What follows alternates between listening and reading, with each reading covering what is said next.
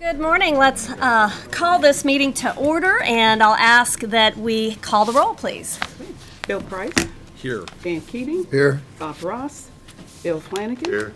Catherine Franks. Here. General Lee Baxter. Superintendent Hopkins. Here. And do we have a quorum? Did we comply with the Open Meetings Act?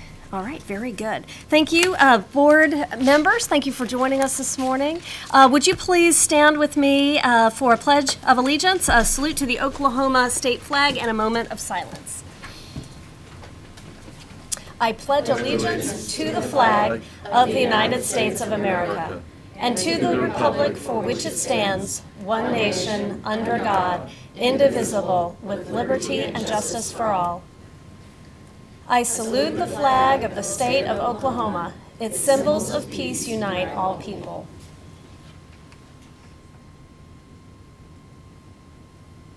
Thank you. Please be seated. All right. Well, board members, we are beginning this day, first of all, with a looming teacher walkout on April the 2nd. That will likely occur.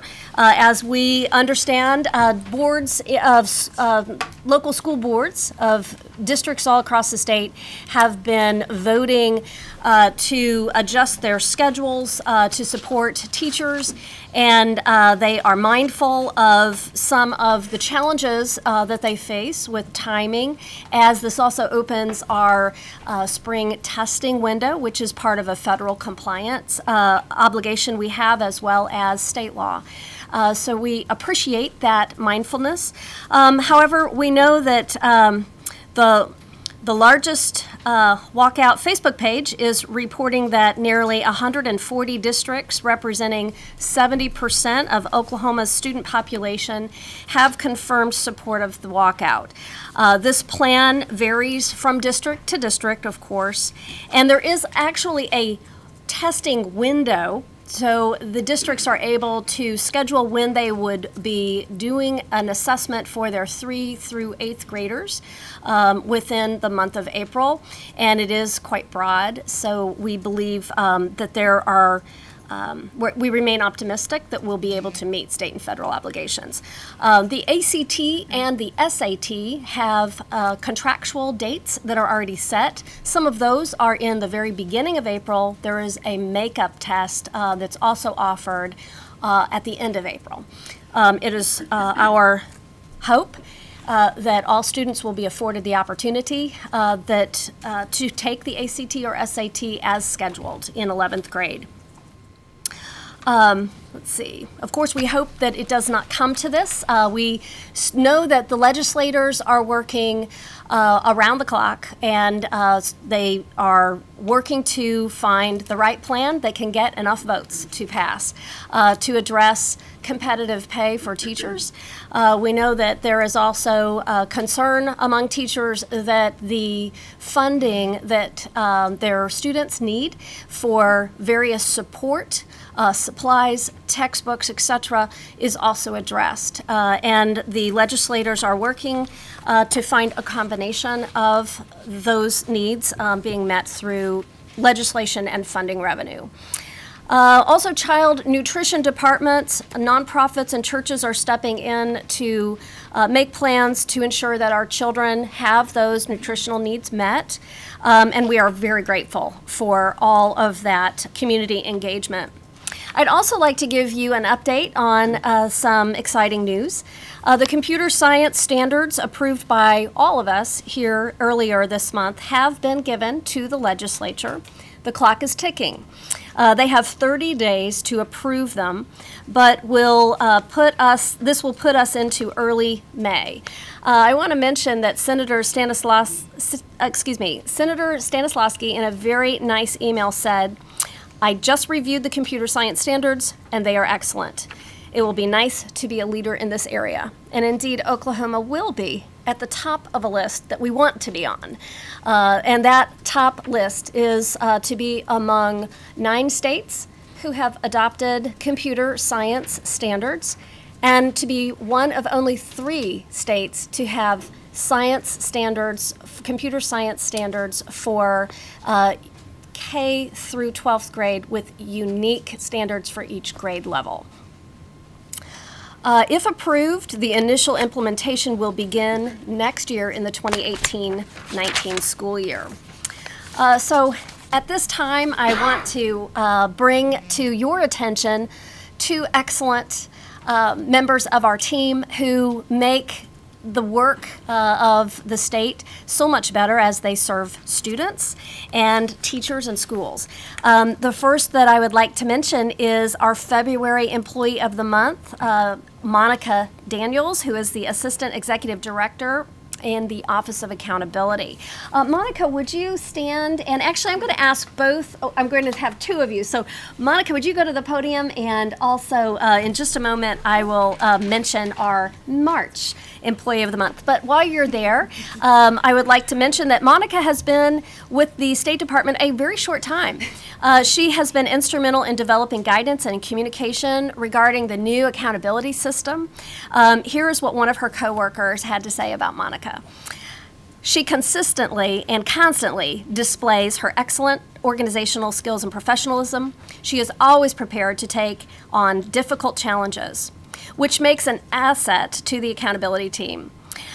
Having been in her position before, I understand the stresses and strains that the job entails, and Monica's can-do attitude is exactly what is needed. We appreciate you.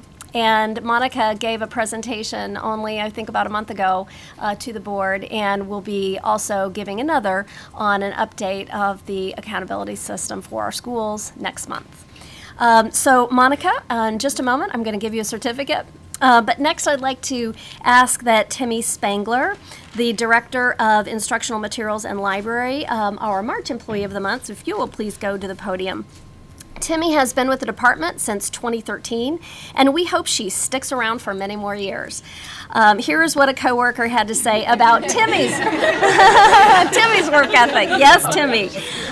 Quote, I've had the pleasure of working with Timmy for a number of years and witnessed numerous instances of her willingness to selflessly go above and beyond to provide assistance where needed. Most recently, she stepped in when a coworker retired and managed to certify hundreds of gifted and talented reports in a matter of days. She provided similar support to our agency and districts through a time period when we did not have a Reading Sufficiency Act director, and she is currently working with federal programs to learn an entirely new system so she can support our Programs of Excellence effort, which is part of some new Title IV funds. So thank you, Timmy, for going above and beyond every day, and I'd like to give this to both of you, and if you'll both, yes, we'll take a picture first. Monica, if you'll stay right here.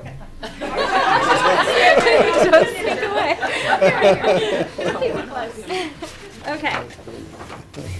Okie dokie. There we go. There we go. Here we go. Thank you. All right. Thank you very much. Appreciate you. All right. The other side. Sure. This Okay. side. All right. Here we go. Thank you so much. You got to stick around.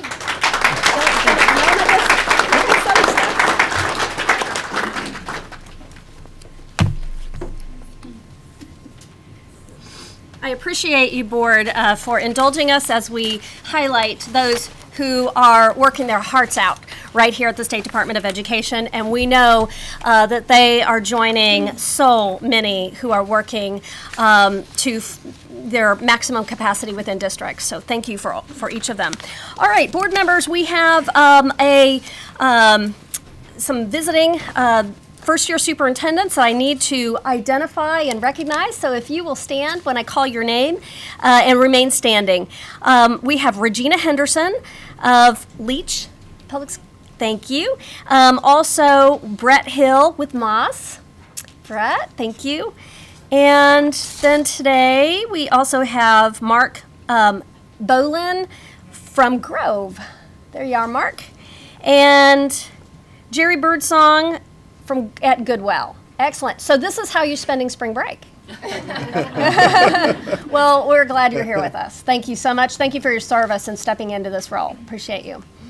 All right. I think, did I miss anyone and that might be here? Okay, very good. Thank you. Is there any public comment at this? Oh, no, before we do that, we need our first action item, board, if you'll look at 4A. Is there discussion and possible action on the minutes for the January 25th regular board meeting? I've just got a question. Okay. It says members of the State Board of Education present, and it has General Baxter. Then it has members of the State Board not present, and it says General Baxter. And he was So not here. where was General Baxter? He may have been here in spirit, and that's what that was. We need to make that correction, so we will. Was he here? No, he was not. Okay. So how do we do that? Just a motion to approve with that with that amendment? Okay. Is there a motion to approve with that amendment? So moved. Thank you. Any a second? Second. And second. So board members, any other further comment or discussion? Okay, seeing none, please call the roll. Ms. Franks? Yes. Mr. Flanagan? Yes. Mr. Keating? Yes. Mr. Price? Yes. Superintendent Hall? Yes. Thank you. Motion carries. And also, okay,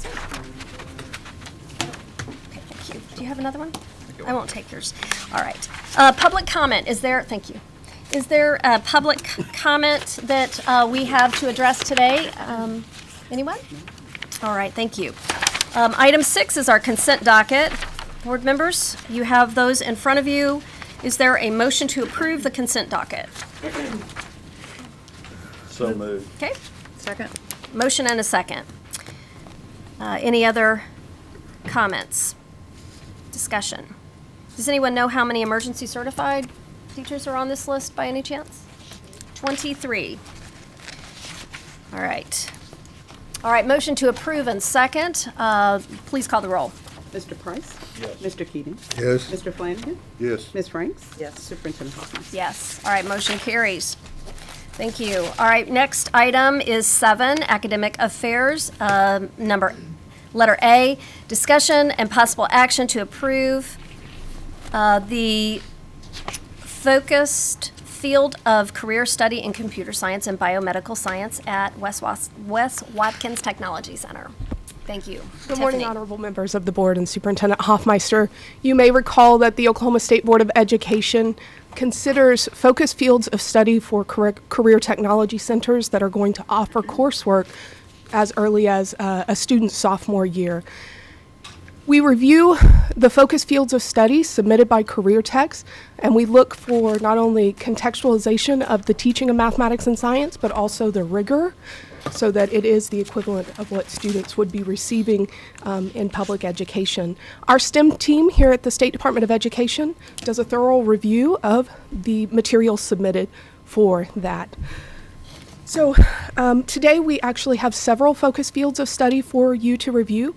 We'll start with the Wes Watkins Pre-Engineering and Computer Science, and I'd like to open it up for any questions that you might have about that review process. I understand virtually about half the school day is at the school district and half is at the VOTEC. Yes, sir. How is a student counted in this system, and how are funds allocated from the state appropriation side? Brad, would that be a question that... Janine, do you have any idea? Renee? I don't. Yes. Are you able to answer that at all? No, I know that the actual allocation and the money will go to the school district. I think it will be an expenditure between the school district and the career tech as far as any educating that's being done at the career tech. Okay, and if we'll go ahead and if you would like to come to the mic and just introduce yourself to the board, and you can describe. I'm Wade Walling, Superintendent, Wes Watkins Technology Center. An excellent question, Mr. Flanagan. The Career Tech formula for our STEM academies, the time, we share the time of the student at the Technology Center with, for example, a student from Moss High School. When that student is at Moss High School taking those classes, the K-12 funding formula would kick in for the support of that student in those classes. The Career Tech funding formula kicks in and for the time that the student's in our STEM academy. So 2 separate buckets of money. It's 2 separate budgets, but but you're supporting it from your budget, and then the school's getting full allocation for it. Yes, sir. As though it's 100% student. Yes, and in transcripting, the credit actually goes back to, in this, the example being Moss High School, back to that sending school. Thanks. Yes, sir. Thank you. Thank you so much. Thank you. Any other questions about the review process that I might be able to answer? Okay. All right, board members, is there a motion to approve these standards? Well, excuse me, I'm not sure I used the right terminology. This course? No. Two of them. Computer These. science. These two focus Item A. fields of study for Wes Watkins All right. Career Technology moved. Center. Second? Second. All right, motion and a second. Any further questions? Okay, seeing none, please call the roll. Ms. Franks? Yes. Mr. Flanagan? Yes. Mr. Keating? Yes. Mr. Price? Yes. Superintendent Hoffmeister? Yes, thank you. Motion carries. Item B, Tiffany. So, Northeastern Technology Center Academy submitted a focus field of study for pre-engineering. Again, we reviewed that and found all of the materials to be sufficient for your consideration and approval. I'll take any questions you might have about the Northeastern Technology Right. Center review. So pre-engineering. Is there a motion to approve these? So moved. All right. Second. Motion and second. Any further questions, discussion? Seeing none, please call the roll. Mr. Price? Yes. Mr. Keating? Yes. Mr. Flanagan? Yes. Ms. Franks? Yes. Superintendent Hoffmeister? Yes. All right, motion carries. Thank you. And then finally, item C. Item C, finally, we reviewed the Canadian Valley Technology Center Academy for pre-engineering. Again, through the review process, we found all materials for the focus field of study to be sufficient for your consideration. I'll take any questions about that review. Okay. Thank you. Is there a motion? Yes? Other than the fact that this is a positive sign of people starting to work together in the state of Oklahoma, and I appreciate that. And we cannot generate enough STEM students in the state of Oklahoma, so we need all the help we can get. So I Yes, thank sir. y'all for doing that. Thank you very much for those comments. We agree. All right, is there a motion and a second? So moved. Second. Okay, motion to approve and second. Any questions, discussion? Okay, seeing none, please call the roll. Ms. Franks? Yes. Mr. Flanagan?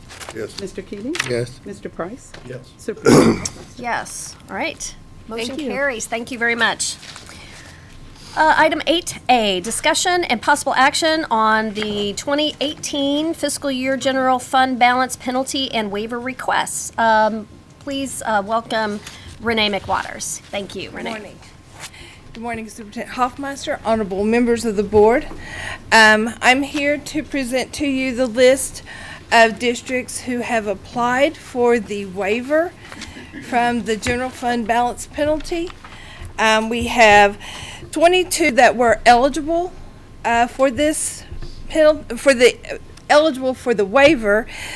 5 of those did go ahead and accept the penalty, and we have 16 that are listed that have submitted that request for the waiver.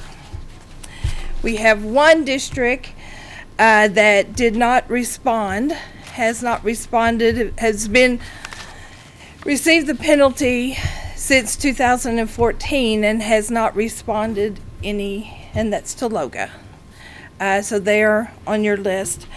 And then we also have 1 district, Merritt, that did submit a request for the waiver, but because they received both foundation and salary incentive aid money through the formula, they're not eligible to apply for the waiver.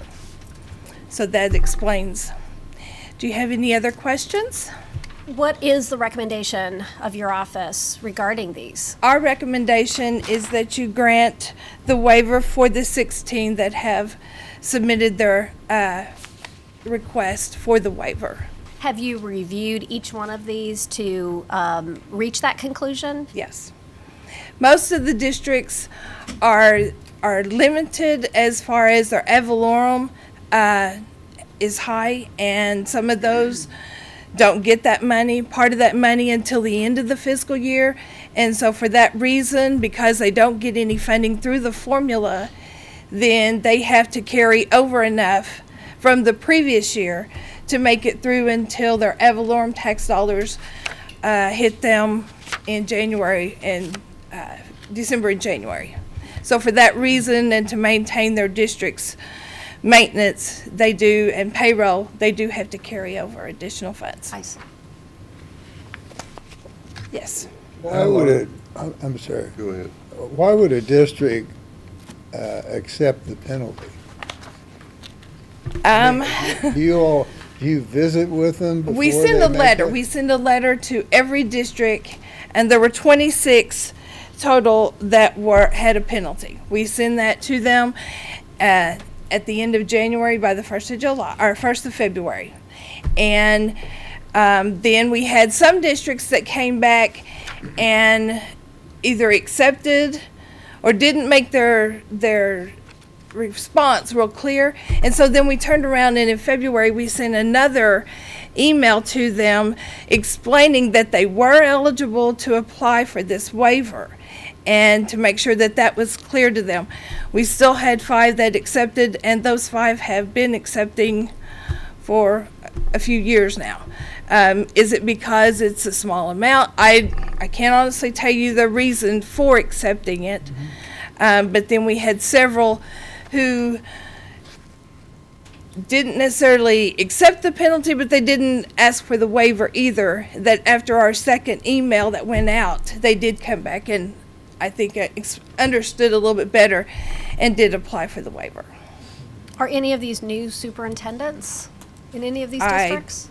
couldn't tell you Okay. if any of these are new superintendents. Sorry. Okay. I can look up. No, that's, I can just check was on that. curious if maybe it was part of a learning and, but that's irrelevant. The majority of these districts have received it year after year, and it's for the same reason. They have local revenue, and because of the timing on that local revenue, it provides limited funding, and except for a couple of times of the year, and for that reason, they do carry over enough funds to get it through to the next fiscal year. And why did Merit, their deal looks, it's the largest one, $122,000. How big a school district is that, and what kind of balance did they carry over? Could that severe? Well, the $122,923 is the amount that they exceeded the allowable amount. Yeah. And because they're still getting state aid through the formula, they weren't eligible for the waiver. I don't honestly know on the size of their district and so forth. I can get that for you. I don't have that with me. So is their penalty the 138,000? That's their. Their am I looking at penalty that is the correct? 122,000. Okay, the next line, Yes. 122,000. Yes. For And the merit. balance they have after April 4th is only 138,000. Instead, is that fair? Yes. Is that correct? That is correct. So the penalty is almost it's very close to the complete Yes. carryover.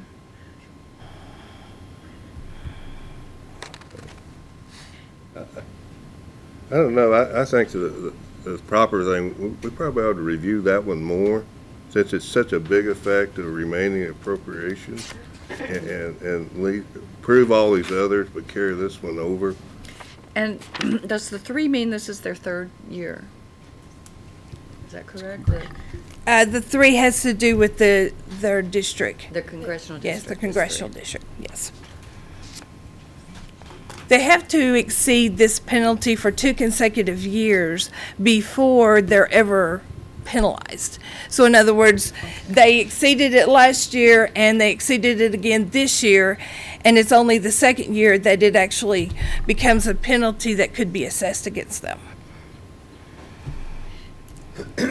In reading the letters from the superintendents, I was a little taken aback that there were some letters that were replying without any reason given. So you found a reason by following up with them?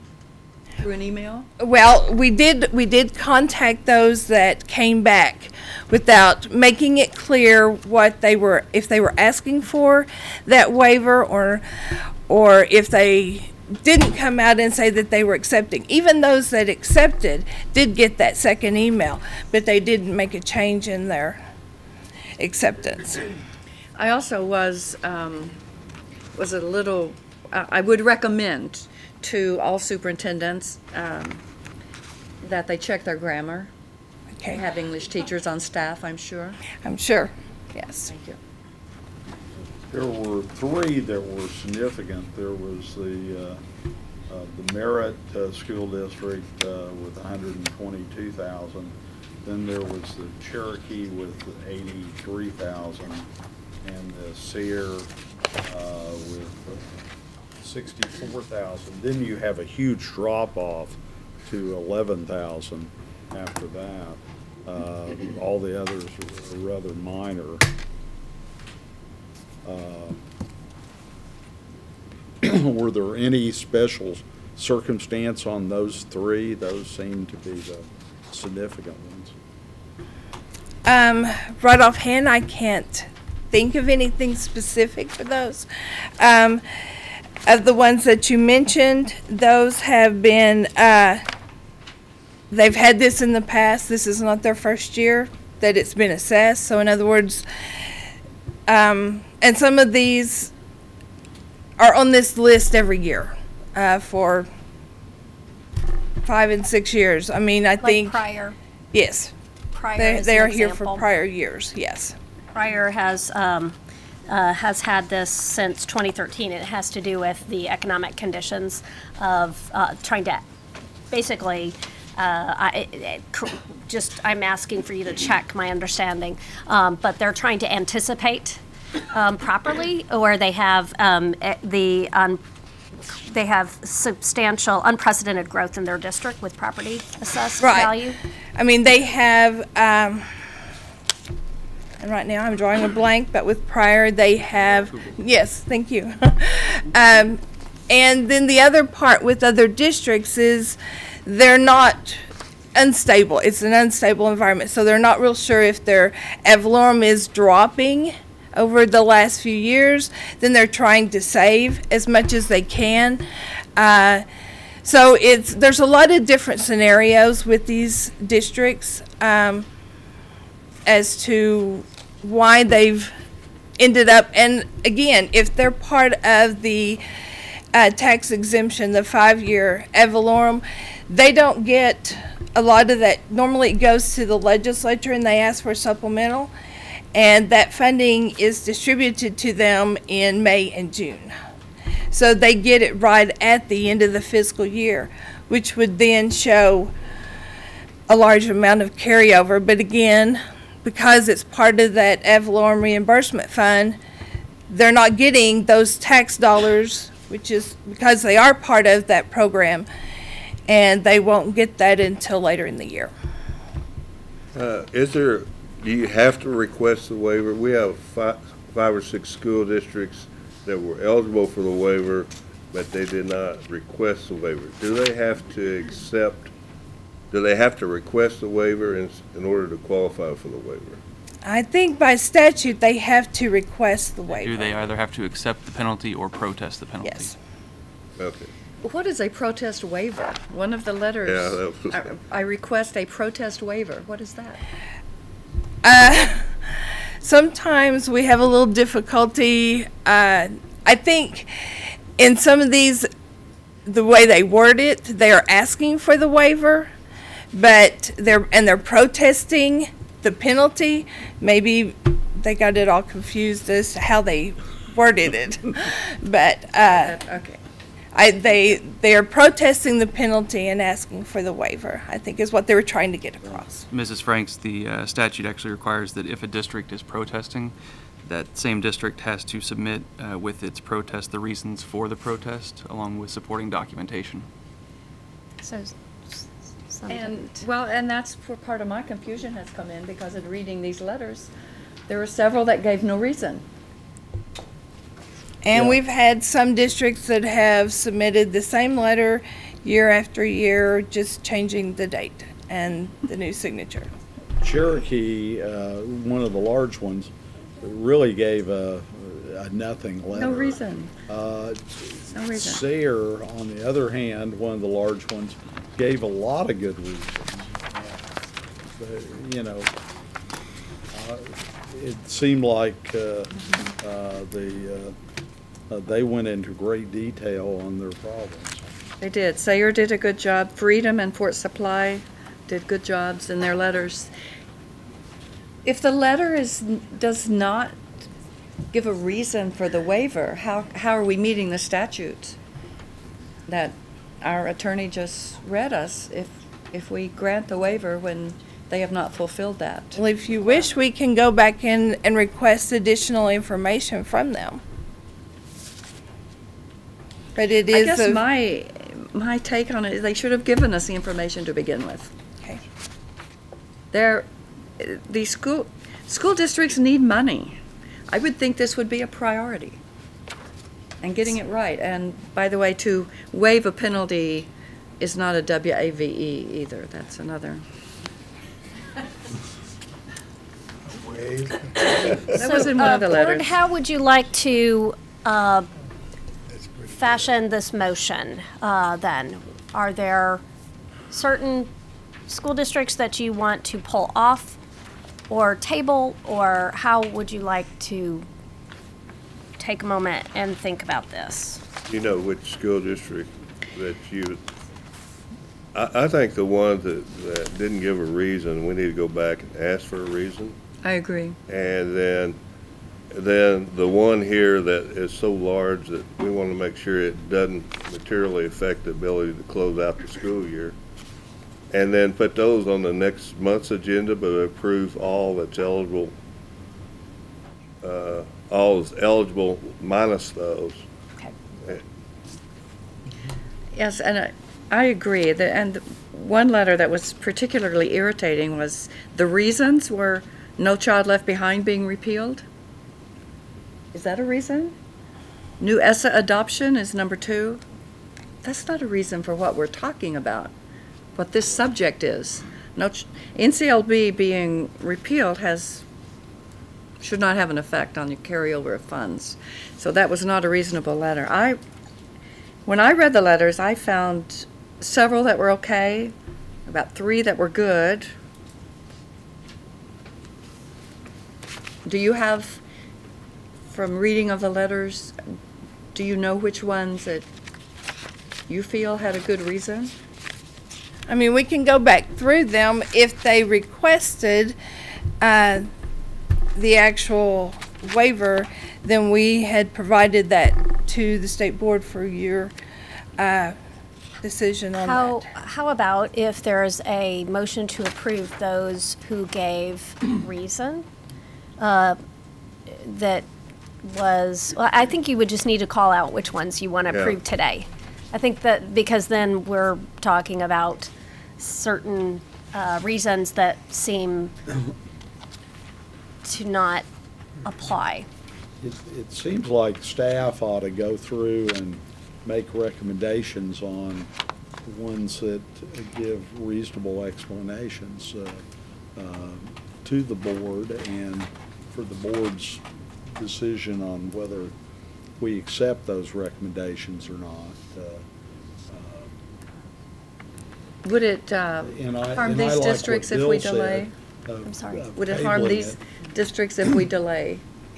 It will change, it could change the penalty amount, because if their actual balance will be less after we make the April payment before our next board meeting. But I just say that's an error based on caution, over caution on our part, and there's nothing wrong for us to have cautious as we approach the district. So I think if you identify the ones that the explanation wasn't adequate, plus the one that we really need some more look at, I think, and improve all the rest of them that are eligible. So I think we do need to identify them by district. All right. Let me ask if, Basically, moving to table is well, I don't think we want to do that. Only the ones we have a perhaps. question about. We were talking more about polling, or identifying those that you want to approve today and not deny any today? Is that what we're doing? Would that be cleaner? Are we approving the ones that we want to approve but have questions, and we'll put that on the agenda for the next month to Could do make a that. final determination? Yes, that sounds like that would be an easier way to separate, to distinguish. All right, so I will ask Ms. Franks, would you want to identify those you recommend for approval and make a motion that way? I recommend approving the waiver for Sayer, Calvin, Radin, Hammond, Freedom, and Fort Supply.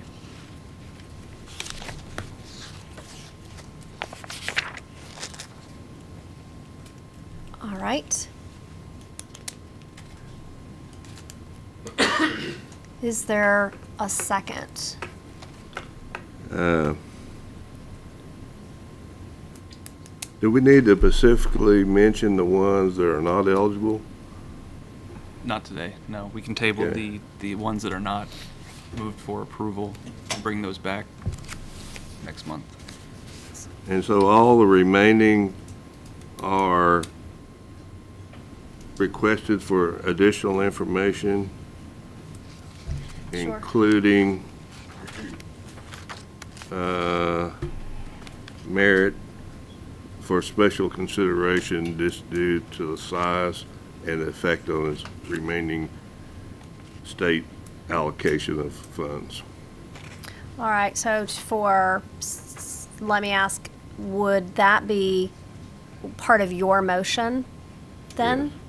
To add those words We to can your amend. motion? We can amend the motion to include that. Okay, thank you. And then is there a second? Second. Okay, second. Is that clean enough so that we all have clarity? All right. Any further discussion? Well, let me just ask one. The penalty money, where does that go? It goes back to the districts, the other districts. So it is retained and then distributed through the state aid formula. And I guess my other question is with Tologa. Do you approve for that one to be penalized? They didn't ask for a waiver. I just want to make sure. Well, Well, if they don't even if they don't have Okay. approval, then they are penalized. Oh, but we're tabling the rest of that, right? Of the top list, yes. So do I understand then, to the, Brad? Sure. Yeah. So the statute requires that any protest be submitted within 30 days of receipt of that additional letter. If Tologa has not provided that request for a waiver, then I don't think there's anything we can do about bringing that back. Okay. Okay, Is that- yes. Okay. Right. Please, any other comments, questions? Okay, call the roll. Thank you. Ms. Franks? Yes. Mr. Flanagan? Yes. Mr. Keating? Yes. Mr. Price? yes. Superintendent Hoffmeister? Yes, thank you, motion carries. I didn't expect that to be the big topic for today. So now, drum roll, legislative update. Carolyn.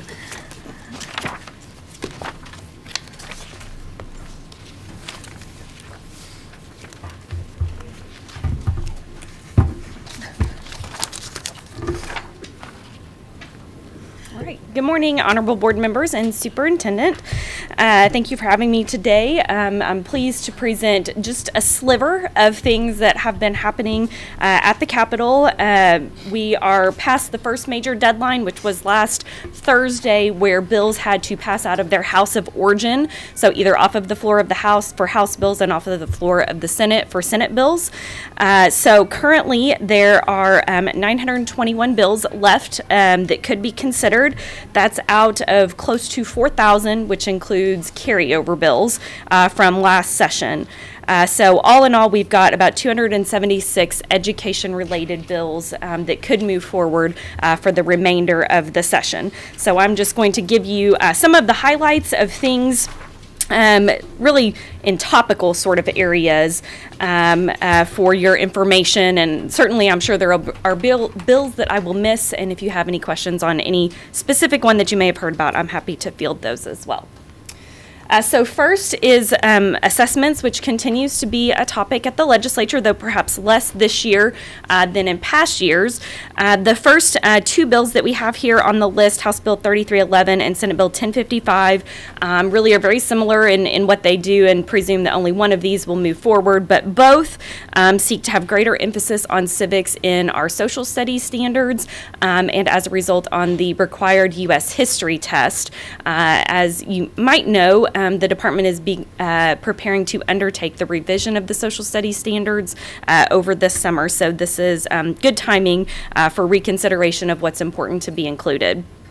The next set of bills here is House Bill 3221 and Senate Bill 1197, which also are very similar, and only one likely will move forward ultimately. But these are bills that update our performance band labels, currently known as Advanced, Proficient, Limited Knowledge, and Unsatisfactory.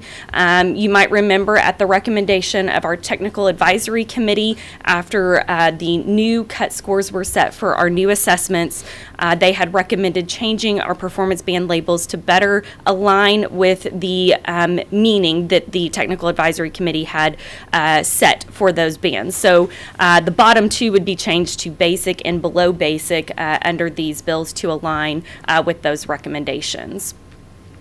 Next is Senate Bill 1190, which also is a result really of all of the work that's been done over the past few years in adopting new standards for English language arts and then new assessments as well. And so needing to clean up the Reading Sufficiency Act statute and make sure that that is in alignment with what has happened over the past few years. Specifically, for the first time, aligning the state statute has required that we break out the specific reading standards out of the whole ELA test, so that the RSA scores are based on a subset of standards from the whole ELA test. And so this bill language is really a reflection of that directive to us, and then our response back to the legislature for how those cut scores were set for RSA. And then finally is Senate Bill 1288, which is a directive to the State Board of Education to adopt a timeline for transitioning to all online assessments. Currently, our only assessments that are not online are 3 through 5. And this bill is projected to save the agency about $2.6 million over the life of its contract by phasing out the paper pencil test as much as possible. There are opportunities for waivers for a district that may not be able to comply, so some flexibility there, but hoping to move forward and save money at the same time with transitioning to all online assessments like many other states across the country have already done. Any questions on these bills?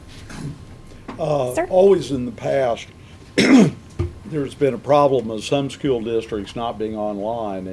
Is that continue to be a problem, or more and more districts are having that capability, and part of the reason for the testing window set the way that it is so that districts have opportunity to rotate their students through a computer lab. And so this bill definitely takes that into consideration. That's one of the reasons why it directs a timeline to be adopted, so that we can fully evaluate the capacity of districts, and they have kind of a set date at some point in the future where they would move to that online portion.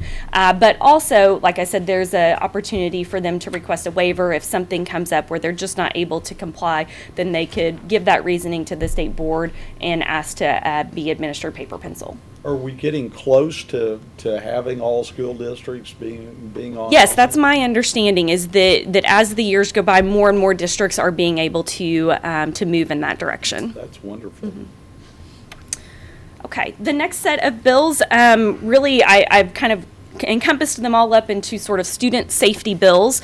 The first bill here, which has gotten quite a lot of conversation at the Capitol, Senate Bill 950, allowing a student to self-apply sunscreen, which you would think would be an obvious an obvious thing to allow, but actually sunscreen is considered a medication and is required to be kept by the nurse, and students can't have them with them. So this bill would allow for them to have it with them and apply it themselves. Senate Bill 1150 and House Bill 2259 are also very similar in what they do in requiring school employees and specifically teachers to report suspicion of child abuse and neglect. You would be under the assumption that this was already the case. However, some recent case law has raised some questions about this requirement, and so these bills seek to close any potential loophole that might be found. And then following that, Senate Bill 1344 requires that in the professional development that teachers already receive about reporting, that they understand the penalties for not reporting, whether that be criminal or some other sort of wrongdoing that might be charged against them for not reporting. And you used the term teachers there. Does yes. it cover all school employees? So But you're talking about professional I development. will have to for look back at the teachers. professional development piece. I suspect that I probably used that term loosely for 1344. I know in the bullet point before, that's actually one of the differences in the two bills, is one is specific to teachers and one is specific to all school employees. So that will need to be worked out. I suspect 1344 is all school employees, and that I probably used the term teachers loosely, but I would need to double check. Yeah, it needs to be It does all need to be, employees. yes. Certainly. Senate Bill 1287 changes our state definition of bullying, really to align with the definition that the CDC has adopted for bullying. And then lastly is Senate Bill 1517, which creates the Trauma-Informed Care Task Force. And this is not specific to education. However, it directs this task force to adopt, review, put together into a report best practices for all agencies that might be serving students who have experienced some sort of trauma. And so certainly that would affect, obviously, students that are in our classrooms, as well as being served by other agencies. Any questions on these? Okay. The next category of bills that seems to be getting a lot of attention is around teacher certification. The first two bills here, again, are companion bills, very similar in their language, but require new certification levels, implementing in Oklahoma a system of tiered certification, which many other states have. So the two higher levels above the standard level would be for a mentor certification and a lead certification, allowing for those teachers to receive additional pay, additional days in their contract, and additional responsibilities with potentially time out of the classroom, and that they would actually have a certification that said that they had met certain criteria in the statute, and would qualify to request a higher level of certification. The next is House Bill 3309, which revises the requirements of our teacher residency program. The residency program, you might remember, we've allocated some funds for this through our budget in the past, is the requirement that all first-year teachers have a mentor teacher and go through programs that really help them adapt and understand what the needs are and how to work as a first-year teacher moving forward. This bill changes the term residency to induction, really to better reflect how we currently operate the program. There actually used to be residency committees that would review all new teachers and would make a recommendation for certification, but that actually doesn't exist anymore in practice or in statute, and this is an older statute that is needing to be updated to reflect really the direction that we are wanting to go with ensuring that all first-year teachers have the training that they need going forward. Next is Senate Bill 936, which deals with the experience that can be applied for a credit either on the salary schedule or in teachers' retirement, allowing for certain Peace Corps experience to be accepted if they were teaching in the Peace Corps, and allowing for the department to examine that service to see if it should be accepted, if it's applicable or equal to service in a classroom. The next two bills actually neither are specific to education, but both affect our teacher certification and licensure. First is Senate Bill 1141, which requires appropriate recognition of military service for any sort of license, which we already do for our teachers. We actually have a fast track for teachers coming out of the military or individuals coming out of the military that want to teach, and also for their spouses. So we actually, I feel like, are in really good shape in being in alignment with the intent of this bill. And then lastly on this slide, Senate Bill 1174, which requires any licensing fees to be waived for applicants that are at 100% of the poverty level.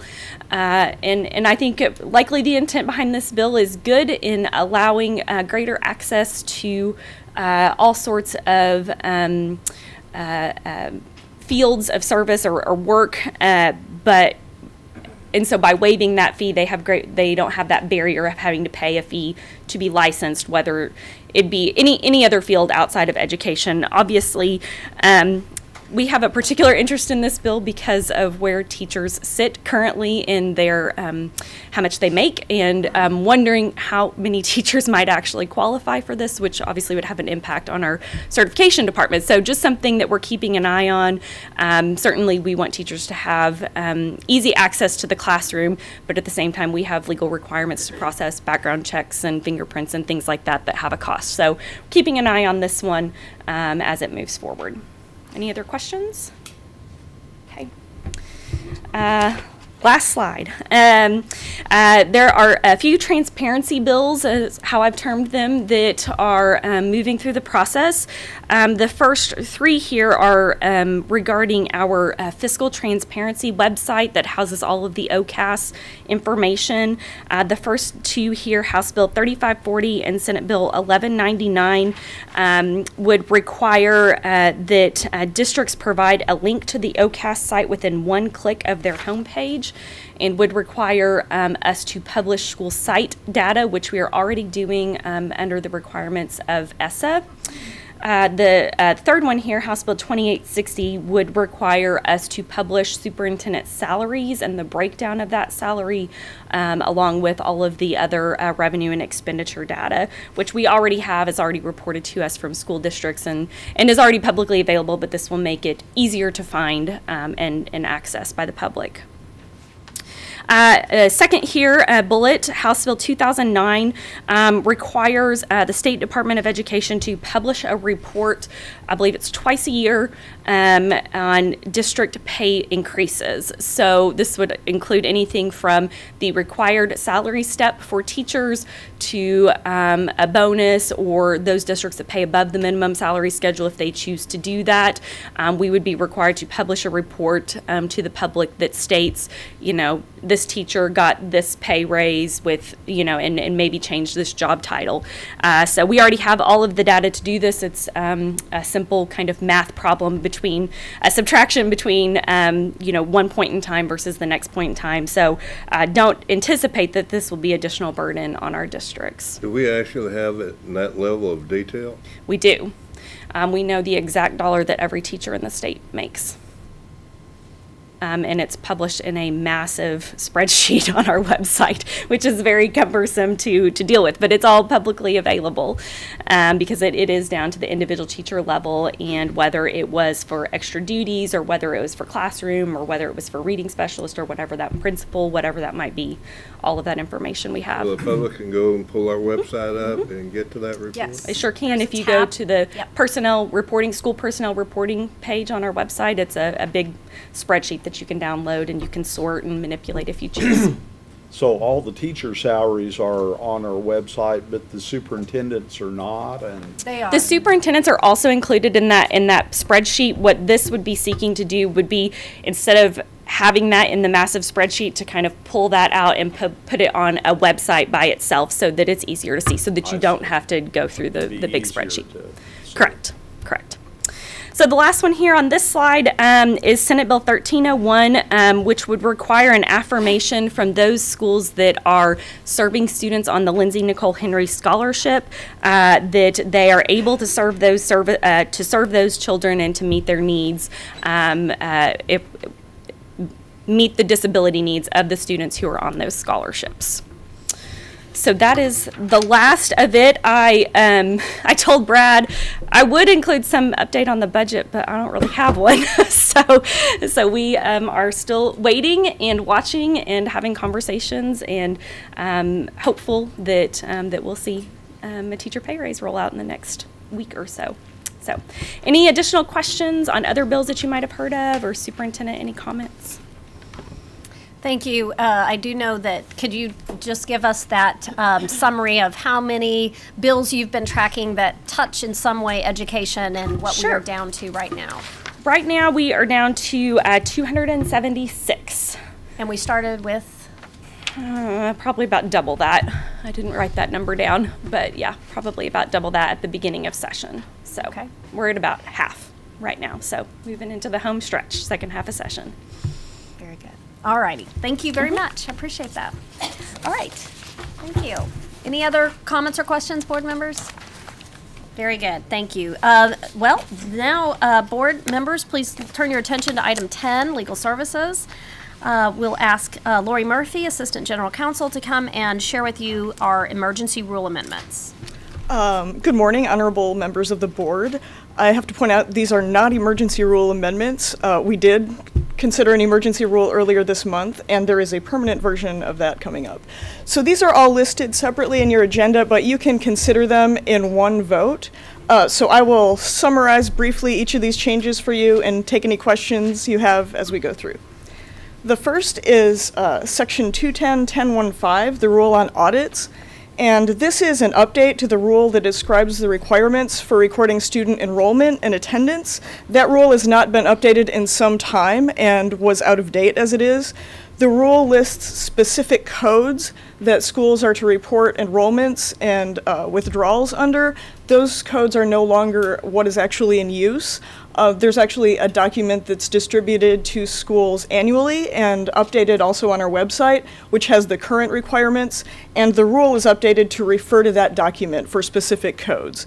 Another change to the rule in general is that there were some references in here that presume that all instruction occurs in a traditional classroom, and so those are being updated to reflect that both traditional school districts and statewide virtual charter schools have instruction that occurs in other settings, so being in the classroom is not necessarily the right term to use for when you begin school.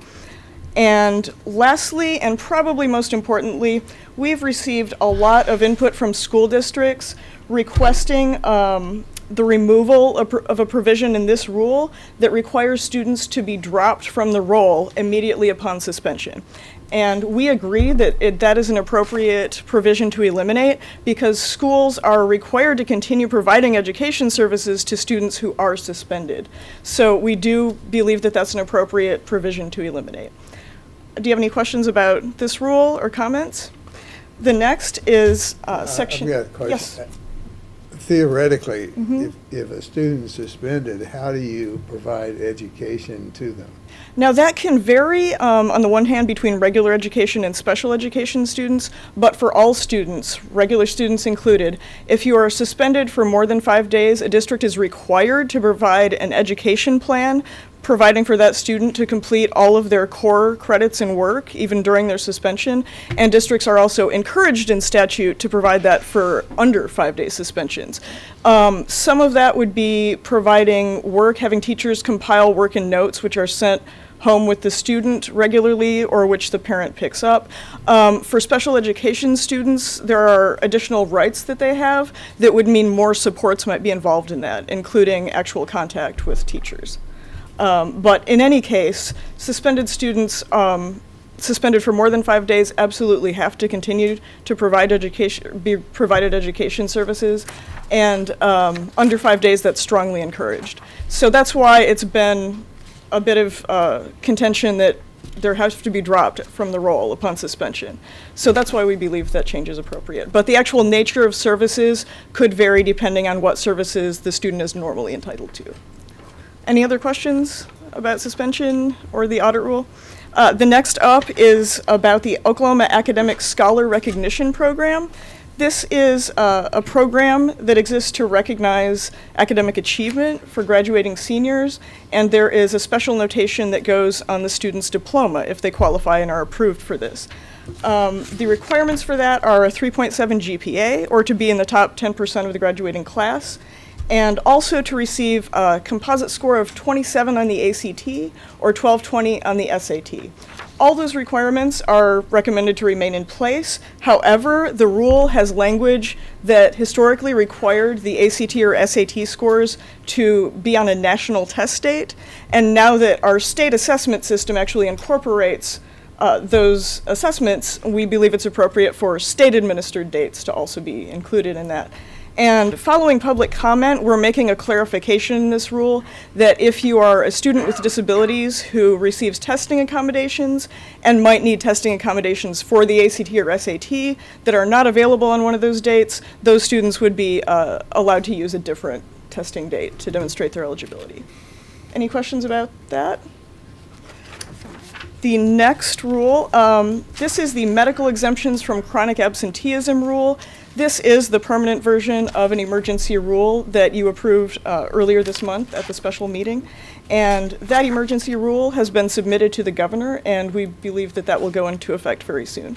So as a refresher, chronic absenteeism is one of the indicators in the school accountability system that's been approved by the board and the legislature, and it refers to students who are absent for 10% or more of the school year. So in statute, the board is directed to provide for an exemption based on medical circumstances from this chronic absentee provision. So the proposed rule establishes the criteria for that. And again, it does not apply to all medically excused absences. This is intended to apply to significant medical conditions, which are either life-threatening, chronic, or of that nature. And so some of the examples of conditions that would qualify are anything terminal or degenerative of that nature, cancers, which would require either absences or absences for recurring treatments.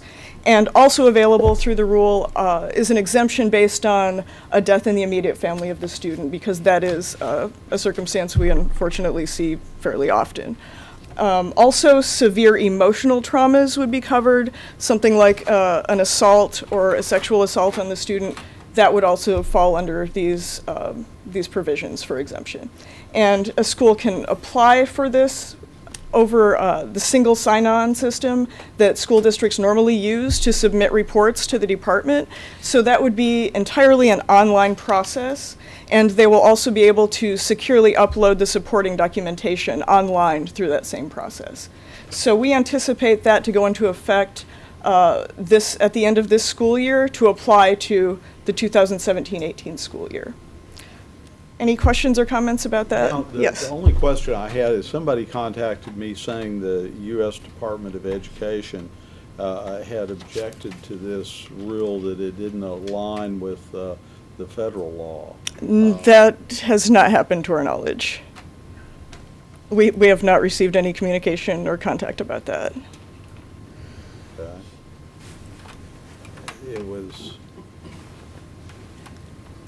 I was trying to figure out if that was correct.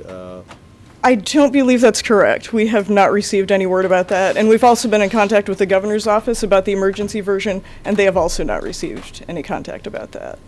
We will certainly update you if anything of that nature arises. I had a question about the, at the end, the review of petitions. Yes. It will come to the State Board of Education. That's correct. That is also the appeal process for the existing medical exemptions from the OSTP tests. And at this point, no school districts have submitted petitions for appeal based on those. I don't remember seeing any, so that That's answers the correct. question. No appeals have been submitted under that existing program, and so we anticipate they would be minimal under this program as well. Any other questions or comments on the medical exemption rule? Next is the personnel rule. This is the rule that establishes how teaching experience applies to the minimum salary schedule for teachers. And we are recommending 2 additions to the rule. The first of them is a clarification of something that is already the case under federal law. Under the Uniformed Services Employment and Reemployment Rights Act, service members are entitled to all the benefits of continued employment they would have received if they were continued to be employed at their civilian jobs when they are called for active duty. So this would apply to teachers who are already employed by a school district and are members of the military reserves or National Guard and are called up for active duty service. So what this provision does is clarify that if you are absent from your teaching position because you've been activated for military service, that time that you're gone continues to accrue as teaching experience toward the salary schedule. And in federal law, so also under our rule, there is a cumulative 5-year cap on that.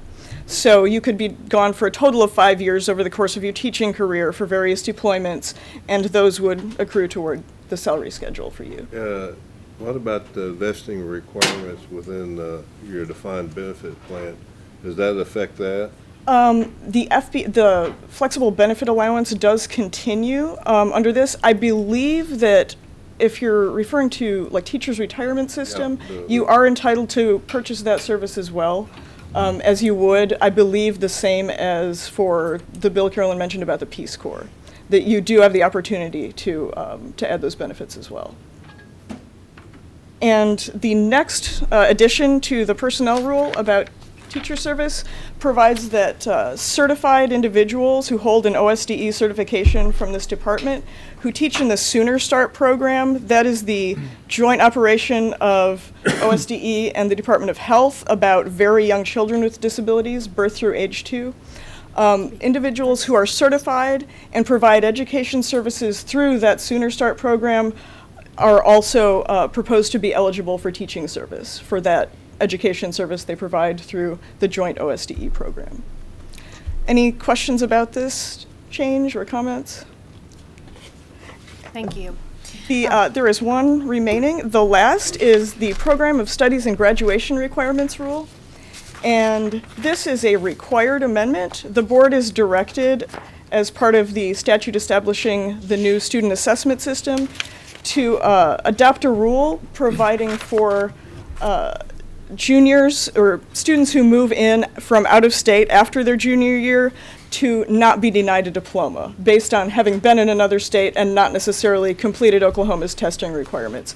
So under this provision, school districts are authorized to review the assessment records of those students, and if they determine they were on track with their assessment requirements in their previous state, then the district is authorized to waive the Oklahoma testing requirements so that those students may graduate. Any questions or comments on that rule? And that concludes our rule changes for the season.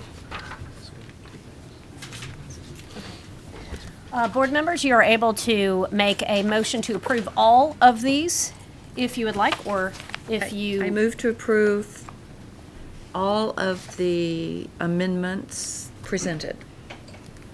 Okay. Second. All right, motion to approve and second. Any further comments or questions? Okay, seeing none, please call the roll. Mr. Price? Yes. Mr. Keating? Yes. Mr. Flanagan? Yes. Ms. Franks? Yes. Superintendent Hoffmeister? Yes, thank you. Thank Motion you. carries. Now, board members, thank you, Ms. Murphy. Board members, item 11, General Counsel Brad Clark. Thank you, Superintendent, honorable members of the board.